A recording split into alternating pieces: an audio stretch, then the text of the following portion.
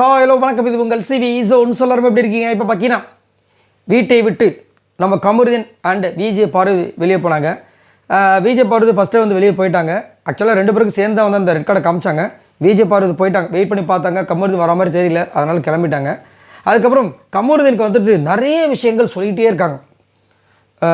அதாவது விஜய் சேதுபதி என்ன சொல்கிறாரு, நீங்கள் வெளியே போய் பாருங்கள், விஜய் பார்வதி உங்களை பற்றி என்னெல்லாம் சொல்லியிருப்பாங்கன்னு தெரியும் அப்படின்றாங்க. அதுக்கப்புறம் வினோத் வந்துட்டு நீ வந்துட்டு இவ ட்ரிகர் பண்ண உன் வாழ்க்கையை தொலைச்சிட்டடா அப்படின்றாரு.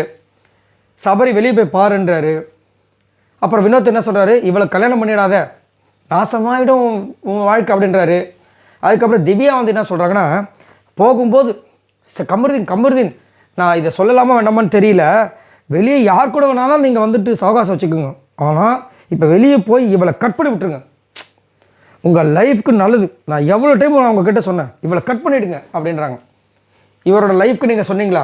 அப்புறம் எதுக்கு அன்றைக்கி வந்துட்டு காக்கா ஆகி போச்சுன்றதை வந்து பெரிய இஷ்யூவாக்கி அவ்வளோ சண்டை போட்டிங்க? லைஃப்க்கு நல்லதுன்னு நினைக்கிறீங்க, ஆனால் அவரே வந்துட்டு உள்ளே வந்து போட்டு கொடுத்து கலாய்ப்பீங்க.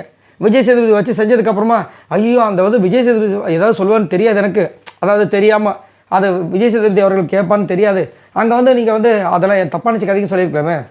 ஸோ இவங்க அதாவது கமருதீனுக்கும் திவ்யாவுக்கும் எவ்வளோ சண்டைகள் வந்திருக்கு. அதாவது இது வந்து கமருதீனுக்கு கொடுக்குற நல்ல அட்வைஸ் கிடையாது, விஜய் பார்வதி மேலே இருக்கிற வன்மம். அதை வந்து போகும்போது கொட்டிகிட்டு போகிறது, போகிற வரைக்கும் நம்மளால் என்ன முடியுமோ அதை பண்ணிவிட்டு அமுச்சு விட்டுறது, அதுதான், வேறு ஒன்றும் கிடையாது. மற்றபடி திவ்யாவுக்கு வந்துட்டு நம்ம கமருதீன் மேலே எவ்வளோ அன்பு, எவ்வளோ பண்பு, எவ்வளோ பாசம், எவ்வளோ அக்கறை, அதெல்லாம் கிடையாது. அது உங்களுக்கே தெரியும். அது ஏன் அது போகும்போது கூட அந்த மாதிரி ஏன் இவ்வளோ நாள் இருந்தார்ல, நீங்கள் சொல்லியிருக்கலாமே. புரியுதுங்களா நான் சொல்ல வரேன்னு? இப்போது சண்டை நேற்று நடந்துச்சு, சண்டையிலேயே நீங்கள் சொல்லியிருக்கலாமே இந்த வார்த்தையை. இப்போ போகும்போது சொல்கிறீங்கன்னா, போகும்போது அவரே வந்து ஏற்கனவே குழப்பவாதி, கமருதீன் இருக்கிறதுலே பெரிய குழப்பவாதி. ஒரு நாமினேஷன் கூட பயந்துட்டு அடுத்த நாள் வந்து விஜய் பார்வதி பேசாத ஒரு ஆள், அவர்கிட்ட போயிட்டு இதை போய் சொல்லி அதுக்கப்புறம் ஆனால் இதெல்லாம் சொல்லி முடிஞ்சதுக்கப்புறமா சபரிக்கிட்ட சாரி கேட்டார், நீ பண்ண தப்பு தான் இருந்தாலும் அப்படின்னு அக் பண்ணார். அப்புறமா வினோத்திட்ட போயிட்டு லாஸ்ட்டாக கணத்தில் ஒரு முத்தத்தை கொடுத்தாரு, அவர் அழுதார். அதுக்கப்புறம் கண் கலங்கிட்டு அப்படியே வெளியே போயிட்டார் நம்ம கமருதீன். ரொம்ப கஷ்டமாக இருந்துச்சு. அவர் நிறைய ஆசைகளோடு வந்திருக்குன்னு சொன்னார். நிறைய ஆசைகள் எய்ம் இருக்க ஒருத்தங்க வந்துட்டு எவ்வளோ கட்டுப்பாடாக இருக்கணும், எவ்வளோ வார்த்தைகளை வந்து கவனித்து விடணும்.